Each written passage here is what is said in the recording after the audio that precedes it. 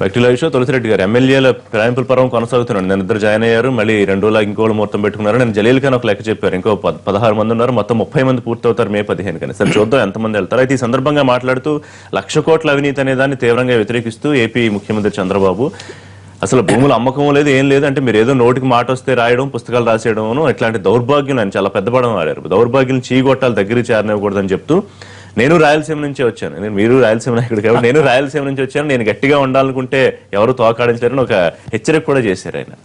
ఇప్పుడు అవినీతికి సంబంధించి ఇద్దరి చరిత్ర లోకమందరికీ తెలుసు. ఇప్పుడు చెప్తాను 1,35,000 కోట్ల అవినీతి, అంత అవకాశం ఉంటుందా? ఇది కొంత వచ్చేసి డైరెక్ట్ గా ఇండైరెక్ట్ గా ఉంటుంది. ఇప్పుడు ఒకసారి ఒక భూమి కొనుంటాము, భూమి వచ్చేసి ఎప్పుడో 20 ఏళ్ల కిందట 1,00,000 ఉండొచ్చు, ఈరోజు వచ్చేసి అది 1 కోటి 10 కోట్లు ఉంటుంది. కానీ మనం రికార్డు పరంగా 1,00,000 చూపిస్తాము. కాబట్టి ఆ విధంగా చూస్తే అదే పెద్ద ఎక్కువేం కాదు. సరే, ఇద్దరి చరిత్ర అందరికీ తెలుసు. ఓటు నోటు వ్యవహారంలో ప్రత్యక్షంగా చూసాము. ఇప్పుడు ఎమ్మెల్యేస్ కొందరు డబ్బులు, కొందరు పదవులు, కొందరు కేసులు, రకరకాలుగా డబ్బులు పోయే వాళ్ళు ఉన్నారు. అది అందరికీ తెలిసిన రహస్యమే. At the same time Jaganmohan Reddy కూడా అందరికీ తెలుసు. కాబట్టి ఆయన కాబట్టి ఆయన అవినీతి పరుడు, కాబట్టి ఆయన అవినీతి మీద చేస్తే దానికి పెద్ద వ్యాలిటీ లేదు. ఫైనల్ గా సరే ఏది ఏమైనా ఇది లీగల్ గా పోతేనే. జనరల్ గా ఇప్పుడు అవినీతి గురించి అందరూ రాజకీయ నాయకులు ఎవరు చెప్పుకున్నా కానీ ప్రజలు వచ్చేసి దాన్ని పెద్ద సీరియస్ గా తీసుకోలేదు. కానీ లీగల్ గా పోయినప్పుడు అప్పుడు దొరికితే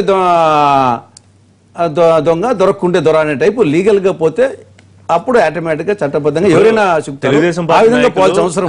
జగన్మోహన్ రెడ్డి 1,00,000 కోట్ల అవినీతి మా దగ్గర ఆధారాలు ఉన్నాయంటారు. వీళ్ళు ఇప్పుడు ఒక పుస్తకం వేసారు 1,35,000 కోట్లు, మా దగ్గర అన్ని సాక్ష్యాలు ఉన్నాయి.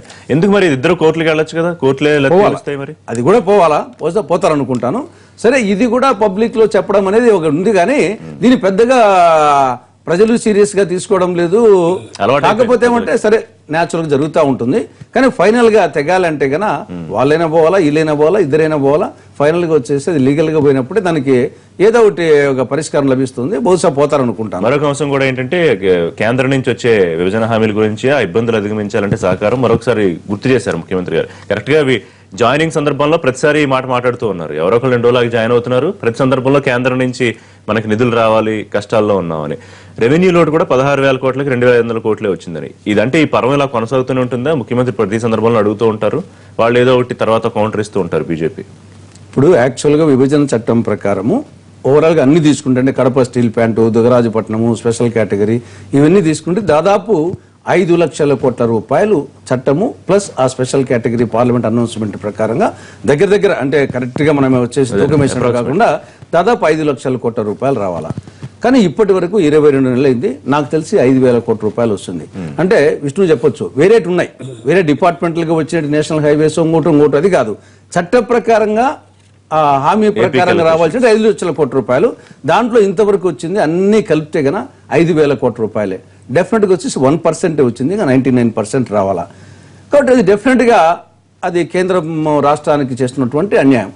దానికి డెఫినెట్ గా చంద్రబాబు నాయుడు గారు ఈక్వల్ రెస్పాన్సిబుల్. ఎందుకంటే ఇక్కడ ఉండేది టీడీపీ ప్రభుత్వం కాదు, అక్కడ ఉండేది బీజేపీ ప్రభుత్వం కాదు. అక్కడ ఉండేది ఎన్డీఏనే, ఇక్కడ ఉండేది ఎన్డీఏనే. సంకీర్ణ ప్రభుత్వాలు 2 చోట్ల ఉన్నాయి కాబట్టి ఈక్వల్ గా రెస్పాన్సిబుల్. కేంద్రం మీదనే మోపితే కేంద్రంలో యూఆర్ పార్ట్ అండ్ పార్సల్ 2 మంత్రులు ఉన్నారు. కాబట్టి డెఫినెట్ గా అది చంద్రబాబు నాయుడు గారి చేతగానితనం అనుకోవచ్చు, బీజేపీ మోసగారితనం అనుకోవచ్చు. ఓవరాల్ గా రాష్ట్రానికి అన్యాయం జరుగుతూ ఉంది. దాన్ని ఇస్తూ మిగతా మనం ఇదో ఇచ్చినామని చెప్తే దానికి వెల్కమ్ చేద్దాం. కానీ ఇది ఇవ్వకుండా మిగతా అన్ని చెప్తున్నారు. బీజేపీ నాయకులు కూడా కొన్ని చెప్తున్నారు, అవి కాదనలేదు. కానీ వాట్ అబౌట్ దిస్? ఇవి ఇస్తూ అవి చెప్తే గన డెఫినెట్ గా బీజేపీ కూడా క్రెడిబిలిటీ ఉంటుంది. డెఫినెట్ గా చంద్రబాబు నాయుడు ఏం చేస్తున్నారంటే పదే బీజేపీని టార్గెట్ చేస్తూ తన ఉనికిని కాపాడుకుంటూ రేపు భవిష్యత్తులో ఏ విధంగా వస్తుందో, బీజేపీలో విడిపోవాల్సిన అవసరం వస్తే బీజేపీలో ఉపయోగించుకుంటే దాన్ని సాగుకోపించడానికి అప్పుడప్పుడు అది వాడతాడు. 10 వచ్చేసి విభజన చట్టం, అడ్డగోలు విభజన చట్టం అని చెప్పేసి కాంగ్రెస్ ఏమన్నా పుంజుకోకుండా ఉండే ఉద్దేశంలో దీన్ని ఆయన పొలిటికల్ గా అటు బీజేపీ అడ్డుకట్టు వేయడానికి. అంటే కాంగ్రెస్ పుంజుకోకపోవడం మీద ఆధారపడి ఉంటుందా? సరే, డెఫినెట్ గా వచ్చేసి అనేక అంశాలు ఉంటాయి. అదే ఒక అంశం 10 వచ్చేసి అడ్డగోలు విభజన అని చెప్పేసి కాంగ్రెస్ మీద, ఏమీ లేని చెప్పేసి బీజేపీ మీద, జగన్ మీద వచ్చేసి ఇంకో విధంగా. సరే, ఆయన ప్రయత్నాలు ఆయన చేస్తున్నాడు, కానీ ఇవన్నీ రాజకీయ జిమ్మిక్కులే. గౌతమ్ రెడ్డి గారు, ఓవరాల్ రాష్ట్రం నష్టపోతా ఉంది. ప్రజల కోసం ఆయన పనిచేస్తుంటే మీరు అడ్డుకుంటున్నారు. ఇది ప్రతి సందర్భంలో ఆయన చెప్పే మాట. వైసీపీ అడ్డుకుంటోంది, అలాగే దౌర్భాగ్యుల్ని దగ్గరికి రానివ్వకూడదు. అని చెప్పి సీరియస్ కామెంట్ చేశారు. సార్ మరోవైపు మీ ఎమ్మెల్యేలు వెళ్ళిపోతూ కూడా అందరూ చెప్పే మాట ఒకటి, సరే అభివృద్ధి కోసం వెళ్తాం ఒక మాట అయితే ప్రజాస్వామ్యం లేదు. మీరు ఏదైతే సేవ్ డెమోక్రసీ అని ఢిల్లీ వెళ్లారో ఆ ప్రజాస్వామ్యం పార్టీలో లేదని ప్రతి ఎమ్మెల్యే అదే చెప్పి వెళ్ళిపోతున్నారు బయటికి. సార్ ఇది డైరెక్ట్గానే చంద్రబాబు నాయుడు గారు ఒప్పుకున్నారు. అపోజిషన్ వాడికి ఒక్కటి కూడా నేను పని చేయను, చేసే పరిస్థితి లేదు. అందుకని అభివృద్ధి 175 నియోజకవర్గాలకు ఒకటే అని చెప్పారు కదా అన్నారు. కానీ అభివృద్ధికి చేయించుకుంటానికి నా నియోజకవర్గంలో అభివృద్ధి కోసం నేను బయలుదేరి వెళ్తున్నాను, మీకంతా చేస్తాను అని కూడా ఆయన కూడా చెప్తున్నారంటే దాని అర్థం ఏంటి? ఇండైరెక్ట్ గా చెప్పేటువంటి నీకు ఎవరికి చేయం, వచ్చినోడికే చేస్తామనేటువంటి చెప్పడం జరుగుతూ ఉంది.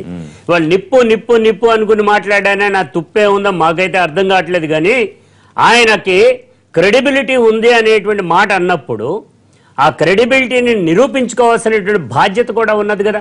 ఆ బాధ్యత ఎక్కడ నిర్వర్తిస్తున్నారు చెప్పండి. ఒక ఎమ్మెల్యే వస్తే ఆటోమేటిక్గా రిజైన్ చేసి కమాన్ రాన్, అధికారంలో ఉన్నారు వాళ్ళు, రాజీనామా చేయించి గెలవచ్చు కూడా. అటువంటిప్పుడు అది ఏ రకంగా అయినా కానీ కూడా, కానీ అది చేయట్లేదే. అది ఇందాక మనం మాట్లాడుతున్నాం ప్రజాస్వామ్యం సంగతి ఏంటి. ప్రతి వాళ్ళు ఇప్పుడు మైసూర్ రెడ్డి గారు అంత సీరియస్ ఎలిగేషన్స్ చేసినా కానివ్వండి, లేకపోతే మిగతా ఎమ్మెల్యేలు కానివ్వండి, లేకపోతే ఎమ్మెల్యేలు కాని వాళ్ళు కూడా వెళ్తున్నారు. అందరూ అదే మాట, అంటే అక్కడ మాట చెప్తే వినేవాళ్లే లేరన్నారు. రాజకీయాల్లో ఒక పార్టీ నుంచి ఇంకో పార్టీకి మారటం సర్వసాధారణం. మారద్దు ఏ దానికైనా కానీ, ఒకవేళ పడినా పడకపోయినా కొన్ని సందర్భాల్లో ఏదైనా కానీ మారుతూ ఉంటారు. కానీ మారేటువంటి క్రమంలో మేము చెప్పేటువంటిది కూడా ఆ పార్టీకి రాజీనామా చేయాలా, ఆ పార్టీ నుంచి వచ్చినటువంటి ఏ పదవులు అంశం కాదు గౌతమ్ రెడ్డి గారు, ప్రజాస్వామ్యం ఉందా లేదా పార్టీలో? అదే 100% ఉందండి. జగన్మోహన్ రెడ్డి గారు ఎవరికి కూడా క్రీమ్ ఆఫ్ ది పార్టీకి చెప్పకుండా ఏ మాట చేసే పరిస్థితి లేదు. ఎలా జరుగుతుంది అంటే ఇందులో నేనేదో ఊహించుకుంటా, ఆ ఊహకు అనుగుణంగా అక్కడికి వెళ్తా. కొత్త పార్టీ కదా, నా ఊహకు అనుగుణంగా నేను అక్కడికి వెళ్తా. నాకు జరగదు. మీరు మైసూర్ రెడ్డి గారిని ఉద్దేశించి చెప్తున్నారా? ఎస్, మైసూరారెడ్డి గారిని కానీ లేకపోతే వెళ్ళిపోయినటువంటి వాళ్ళు కానీ టీడీపీలోంచి వచ్చి మళ్ళా వెళ్ళిపోయినటువంటి వాళ్ళు కూడా ఉన్నది. నేను ఇంకో మాట ఒకటి చెప్తాను సార్. ఇది స్పష్టంగా ఎలక్ట్రిసిటీ ఉంది. ఎలక్ట్రిసిటీలో డే టైం కరెంట్ ఖర్చుకి సంబంధించి ₹2.90, అదే ₹190 రాత్రిపూట కరెంటు. కానీ వీళ్ళు కొనుగోలు చేసేది ₹5.19 చొప్పున బయట నుంచి కొనుగోలు చేస్తున్నారు. ఇవన్నీ స్పష్టంగా ఉన్నాయి. రాయల్ కిషోర్ బాబు గారు ఉన్నారు, పలానప్పుడు కొనుగోలు చేశారు ఇది అనేటువంటిది. రాగద్వేషాలకు అతీతంగా ఈ ప్రాంతాలని పరిపాలన చేయడానికి అధికారం ఇచ్చినటువంటి వాళ్ళు ఇవాళ జరిగినటువంటి సంఘటనలు మొత్తం పూసగుచ్చినట్టుగా ప్రతిదీ కూడా రికార్డెడ్గా తీసుకురావడం అనేది జరిగింది. ఇవాళ నేను కూడా చెప్తున్నా, ఇసుక దందా జరిగినప్పుడు నేను యనమల రామకృష్ణ గారే ప్రెస్ మీట్ పెట్టి 2,000 కోట్ల రూపాయల అవినీతి జరిగిందని చెప్పబడినటువంటి ఆయన ఇవాళ దీనిలో ఎందుకని తాస్కారం చేస్తున్నారంటే మీకు అర్థం అవ్వాలి. అంటే మీరు బ్రాండ్ ని కాపాడుకోవడానికి తాపత్రయపడుతున్నారు తప్ప అభివృద్ధిని అడ్డుకోవట్లేదు అనేది మీ వర్షం. అభివృద్ధి ఎటువంటి పరిస్థితులు అడ్డుకోవట్లేదు. రెండోది, వీళ్ళు మోసపూరితంగా రాజధాని అక్కడక్కర్లేదన్నారు, అక్కడక్కర్లేదు. రాజధాని అక్కర్లేదు పెట్టారు, దాని మీద ఉండాలని అంటున్నాం, మేము ఉండాలంటున్నాం. కానీ మీరు డిస్కషన్ రెడ్డి గారు కాలర్ ఉన్నారు. గుడ్ మార్నింగ్ అండి, మాట్లాడండి. నమస్తే అండి. హలో, చెప్పండి. అదే నాయకుల క్రెడిబిలిటీ అది అన్ని చెప్తున్నారు కదా.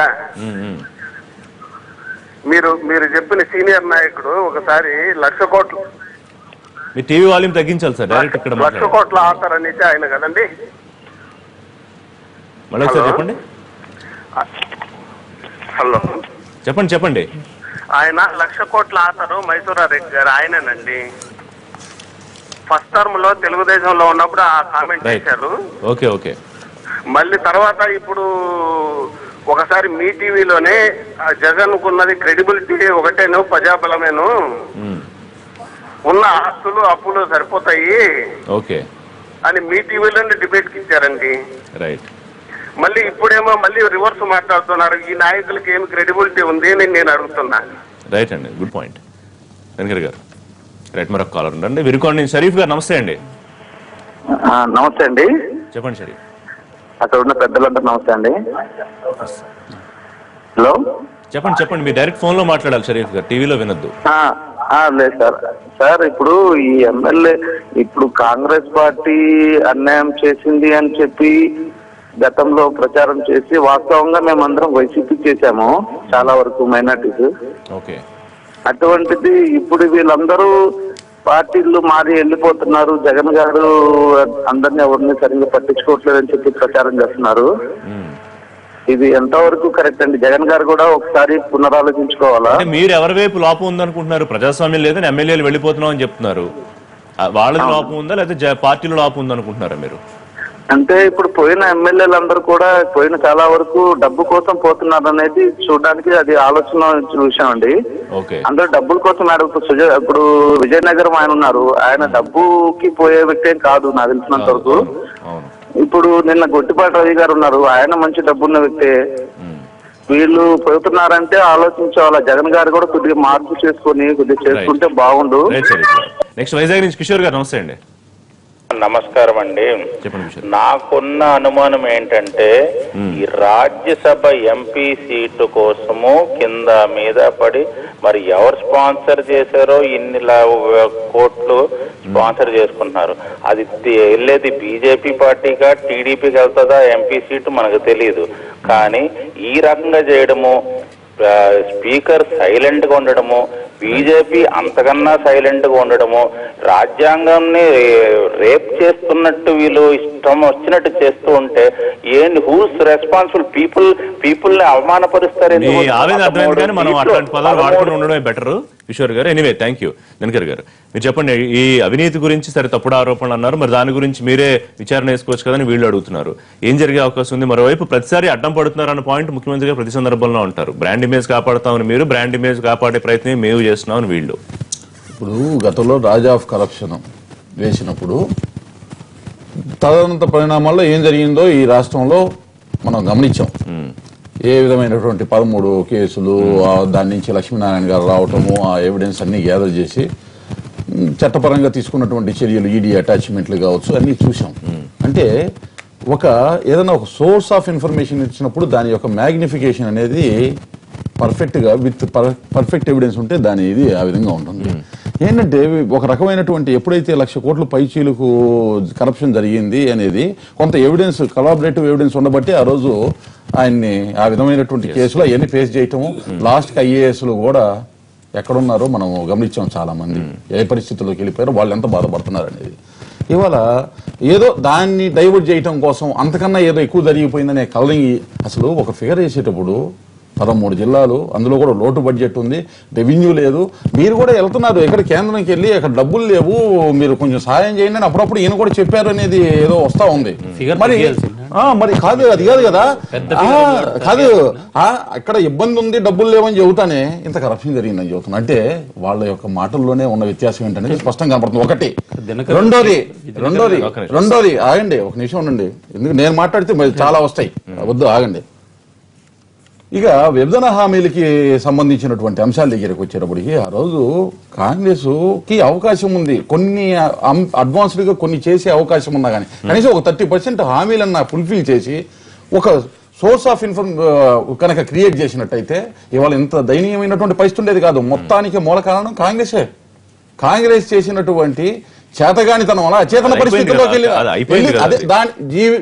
ఈ భూభాగం ఉన్నంత కాలం దాని నొప్పులు కనపడతానే ఉంటాయి ఏదో ఒక రకంగా. కాంగ్రెస్ చేసినటువంటి ఆ రోజు చేసినటువంటి కార్యక్రమం సంబంధించినటువంటి తీవ్రమైనటువంటి అంశాలు ఈ భూభాగం ఉన్నంత కాలం దాని యొక్క అంశాలు కనబడతాయి. బీజేపీకి చేసే అవకాశం చేయట్లేదని మీరే అంటున్నారు. బీజేపీ అక్కడ కేంద్రంలో ఉన్నటువంటి బీజేపీ కొన్ని అంశాలు చేసింది, కానీ ఏ అయితే ఇంకా చేయాల్సినటువంటి వాటి దగ్గర ప్రాక్టికల్ కాన్స్టిట్యూన్సీ వాళ్ళ దగ్గర ఏమున్నాయి కానీ చేయాల్సినటువంటి అవసరం ఉంది.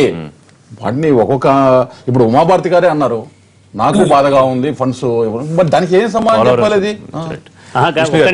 విష్ణు గారు చెప్పే ముందు వాళ్ళు ఇవ్వకపోవడానికి కారణం మొన్న 1271 కోట్ల రూపాయలు ఇచ్చారు. ఇస్తే దానిలో 900 కోట్ల రూపాయలు మిస్అప్రోప్రియేషన్ జరిగింది. ఎలా జరిగింది ఇంకో మాట చెప్తానండి, చాలా బ్రహ్మాండంగా చెప్పాను. అసలు అవి ఉన్నాయి కాబట్టి వాళ్ళు కూడా ఆపుతున్నారు. లెక్క చూపించండి, మేము ఇచ్చిన లెక్క ఇవ్వండి అని చెప్పి అడుగుతున్నారు. ఇప్పుడు కనపడుతుందండి అసలు విషయం ఏంటనేది, ఎవరి బాధలు రాష్ట్రం కోసం ఏ విధంగా ఉన్నది ఇప్పుడు కనపడుతుంది. 16,000 కోట్లు లోటు బడ్జెట్ ఉందని చెప్పి computer and auditor general certify చేసిన తర్వాత ఆల్రెడీ లోటుగా ఉన్నవాడు ఖర్చు పెట్టండి డబ్బులు ఇస్తామంటే ఎక్కడి నుంచి ఉన్నాయి డబ్బులు? ముందు ఆ డబ్బులు ఖర్చు పెడతాము, మళ్ళీ రిఫండ్ చేయి. ఇప్పుడు రాజ్ ఆఫ్ కరప్షన్ పేరు మీద 1,00,000 కోట్ల రూపాయలు ఒక బుక్ తయారు చేశారు, ఢిల్లీలో అంతా పంచారు. వాళ్ళు అప్పుడు ప్రతిపక్షంలో ఉన్నాం. ఇప్పుడు ఏం చేశారంటే 1,00,000 అనేది ఫిగర్ వాళ్ళు ఆల్రెడీ వాడేసుకున్నారు కాబట్టి 1,23,000 పెడితే బాగుంటుందని వాళ్ళు 1,35,000 కూడా ఎంపరర్ ఆఫ్ కరప్షన్. వీళ్ళు 1,35,000 అంతా ఏంటంటే వాళ్ళు ఒక 100 పేజీల వాల్యూమ్ బుక్ చేసి వీళ్ళు 150 పేజీల వాల్యూమ్ బుక్ చేసి ఇద్దరు కలిసి చేసింది అంటే ఆంధ్రప్రదేశ్ ప్రభుత్వాల పరువును తీసుకుని ఢిల్లీలో తాకట్టు పెట్టేశారు. ఈ రోజు దాన్ని తెలుసుకోవాల్సిన విషయం ఏంటంటే నిజంగా ఒకవేళ జగన్మోహన్ రెడ్డి గారు చేస్తున్నటువంటి ఆరోపణలు 1,30,000 కోట్ల రూపాయల ఆరోపణలు ఉన్నాయనేటువంటిది అనేక ప్లాట్ఫామ్స్ ఉన్నాయి. దగ్గర పోవచ్చు, ఆధారాలు ఇవ్వచ్చు, దాని మీద విచారణ జరిపితే ఈ చంద్రబాబు నాయుడు గారు తప్పు చేసి ఎవరున్నా కానీ దానికి ఆన్సర్ చెప్పాల్సిందే. ఈ రెండోది ఏంటంటే మీరు ప్రజాస్వామ్యం గురించి ఇప్పుడు మనం మేజర్గా మీరు అడిగిన ప్రశ్న గౌతమ్ రెడ్డి గారిని తులసిరెడ్డి గారు పెద్దలు మేజర్గా ఏంటంటే ఈ ఇంటర్నల్ డెమోక్రసీ అనేటువంటిది ఎట్లా కనపడుతుంది అంటే ఈ మధ్యకాలంలో తెలుగు రాష్ట్రాల్లో ఒక నాయకుడు ఎమ్మెల్సీగా పనిచేసి ఆయన తిట్టినన్ని తిట్లు బీజేపీని తెలుగుదేశం పార్టీని ఒక ఎమ్మెల్సీగా పనిచేసినటువంటి వ్యక్తి ఈ ప్రపంచంలో ఎవడు తిట్టాడు అసలు టీవీ స్విచ్ ఆన్ చేస్తే ఆయన భాషకి లిమిట్ లేదు. సరిగ్గా ఆయన పార్టీ మారి తెలుగుదేశంలో పోయిన తర్వాత 10 రోజుల్లోనే నేను ఆయన ఒక డిబేట్లో కూర్చున్నాం.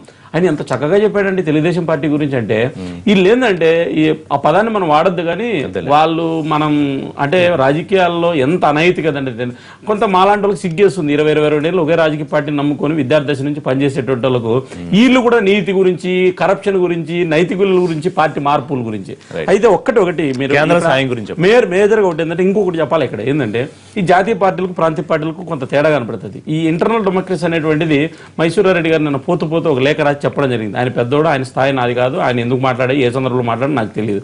మరి మైసూరారెడ్డి గారికి కూడా ఈ రోజు నేను అనుకోవడం ఏంటంటే కొంత తప్పు. ఎందుకంటే అంత పెద్ద ఆయన హోంమంత్రి పనిచేసిన రోజుకు పార్టీ మారడం అనేటువంటిది కూడా కొంత ఎబ్బెట్టుగా ఉండేటువంటి వ్యవహారం.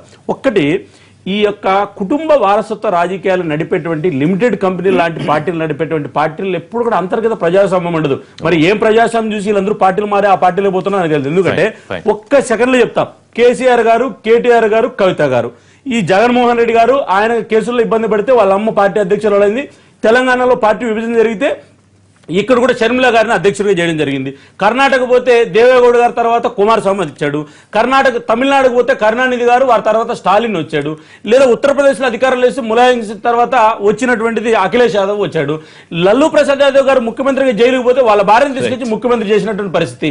కాబట్టి వీళ్ళందరికీ వారసత్వ రాజకీయాలకు పెట్టినిల్లు మెట్టినిల్లు వీళ్ళందరినీ కూడా కల్ప్లీట్ చేసినటువంటిది ఎవరంటే ఒక్కరే కాంగ్రెస్ పార్టీ. ఎందుకంటే జవహర్లాల్ నెహ్రూ గారు, ఇందిరాగాంధీ గారు, వారి తర్వాత సోనియా గాంధీ గారు, రాహుల్ గాంధీ గారు, ప్రియాంక గాంధీ గారు రేపు వస్తాయి. ఇంకా ఆ జాడ్యం ఆంధ్రప్రదేశ్ కూడా ఈ మధ్య మొన్ననే పుట్టినటువంటి 10 ఏళ్ళ పిల్లోడు, 10 నెలలు 12 నెలల పిల్లోడు కూడా మా బావి నాయకుడు అని చెప్పి ఫ్లెక్స్ వేసినటువంటి వాళ్ళు కూడా ఉన్నారు. అల్టిమేట్ గా ఏం చెప్తున్నానంటే ఈ యొక్క ప్రాంతీయ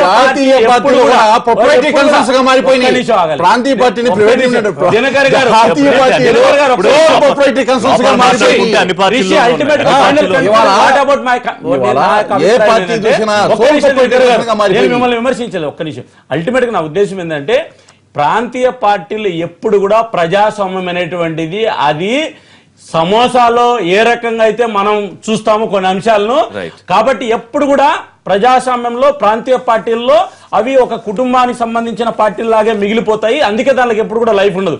కాబట్టి ఒకవేళ నష్టమైన కష్టమైన నేను కాంగ్రెస్ పార్టీని వ్యతిరేకించినా కూడా జాతీయ పార్టీలే భవిష్యత్తులో కూడా ఈ దేశాన్ని నిర్దేశిస్తాయి. జాతీయ పార్టీలు మాత్రమే విశాల ప్రయోజనాలు ఉంటాయి.